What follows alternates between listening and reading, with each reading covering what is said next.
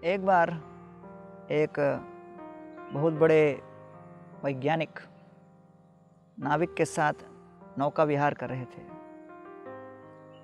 नौका विहार करते करते वैज्ञानिक ने पूछा नाविक से, तुमने क्वांटम मैकेनिक्स का ज्ञान पाया है क्या?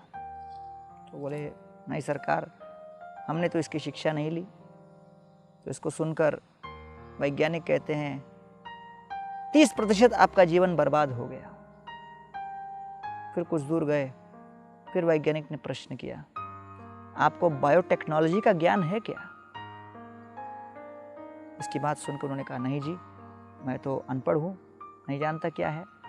वैज्ञानिक कहते हैं आपका 60% जीवन बर्बाद हो गया। फिर कुछ दूर गए, फिर वैज्ञानिक ने प्रश्न पूछा, अब ऊपर तारे दिख रहे हैं ना, आप क्या जितने वायुयान ऊपर जाते हैं एस्ट्रोनॉमी का ज्ञान रखते हो क्या? तो बोले, नहीं, इसका भी ज्ञान मुझे नहीं। आपको पता नहीं कितने स्पेस में सैटेलाइट भेजे जाते हैं, उसका ज्ञान है क्या? बोले, उसका भी मुझे ज्ञान नहीं। तो वैज्ञानिक उच्च स्वर में बोले, मैं दावा करता हूँ तुम्हारा 90% जीवन बर्बाद गया। कुछ समय के पश्चात आसमान में बादल छाने लगे। ऐसा प्रतीत हो रहा था कि वर्षा होने वाली है। वर्षा की आशंका को देखकर उस नाविक ने वैज्ञानिक से प्रश्न पूछा कि सरकार, ऐसा प्रतीत हो रहा है कि कुछ समय में भयंकर मूसलाधार वर्षा होगी और ये कोई सामान्य वर्षा नहीं, लगता है नदी में बवंडर भी आने वाला है। और जब ऐसा होगा और हमारी नाव हिलने लगेगी, फिर हमको नदी में छलांग लगा के तैर के ही नदी पार करना होगा।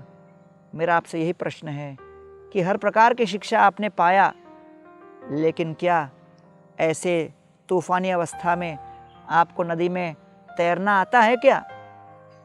वैज्ञानिक कहता है, मैंने हर प्रकार से शिक्षा पाई, लेकिन मुझे तैरना नहीं आता। तुरंत नाविक कहता है, तो वास्तव में आपका तो 100% जीवन ही बर्बाद हो गया। यह है अहंकार का परिणाम।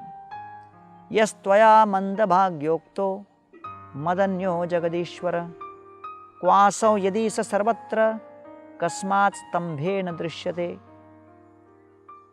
शिक्षा का अर्थ यह नहीं कि हम अहंकारवश दूसरों को अपने से निकृष्ट सिद्ध करें। शिक्षा का मूल तात्पर्य है कि हम हृदय के भीतर नम्रता उत्पन्न करें।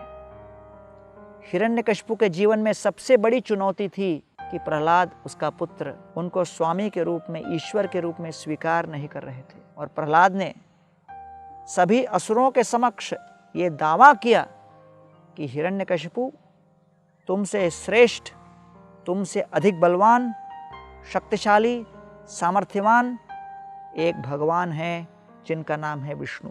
अपने से अधिक बलिष्ठ शक्तिशाली व्यक्तित्व का नाम सुनकर हिरण्यकशिपु का अहंकार एक विषधर भुजंग की भांति फुफकार मारने लगा और क्रोधावेश में आकर इस हिरण्यकशिपु ने अपने ही पुत्र प्रहलाद महाराज की हत्या करने का प्रयास किया। ये अहंकार बड़ा भयंकर शत्रु है, भयंकर वैरी है। शिक्षा का अर्थ ये नहीं कि हम अहंकार के विष को चढ़ाएं।